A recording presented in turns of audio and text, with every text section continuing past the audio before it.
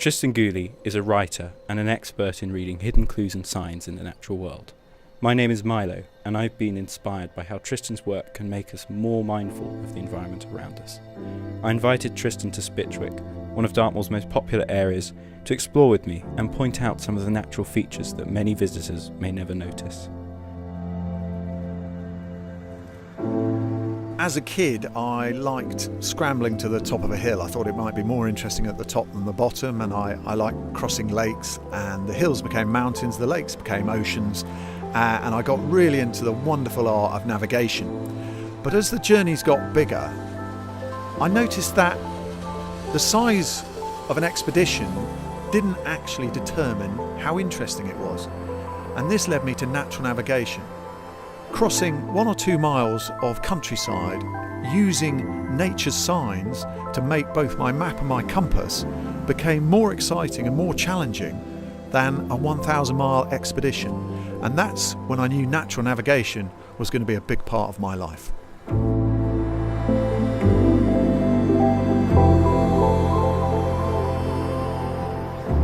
I've been spending the morning in the wonderful Spitchwick Common in Dartmoor National Park.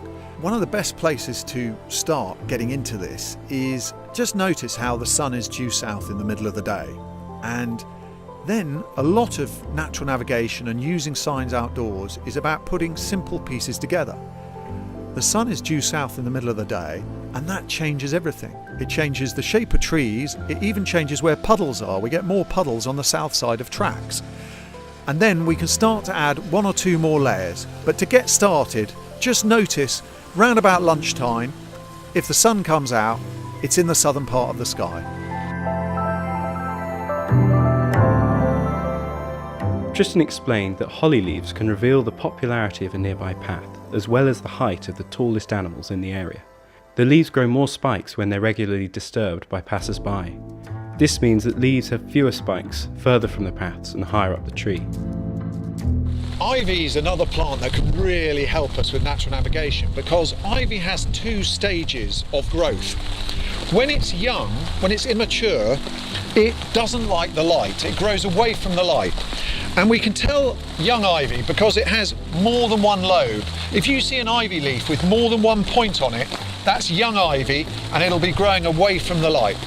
When it grows a little bit older, ivy starts to love the light and it changes its leaves to have only 1 point.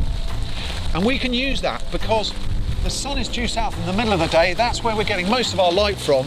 So we find that the mature ivy, the leaves with 1 point, are growing towards it. And we can see here they're growing out. They're getting much bushier and away from the tree in the direction the light is coming from. So that can be our compass. Each tree has its own strategy. Some trees grow very slowly and are around for a very long time, like oaks. Other trees, like birch, have a different strategy.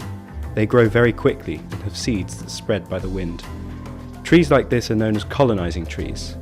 Colonizing trees grow in open spaces and at the edge of woodlands, and Tristan pointed out that if we feel lost in a woodland and we come across a birch tree, it's a sign that we're just about to get out of that woodland. Lots of people new to natural navigation think that moss grows on the north side of trees. Well, it does sometimes, but moss doesn't care about north or south. Moss cares about moisture. So wherever there's moisture, moss thrives.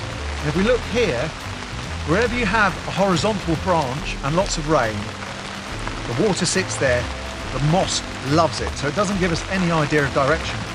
And all it takes in nature is one tiny change in the habitat, and everything changes. We can see here, moss thriving, and suddenly it's not.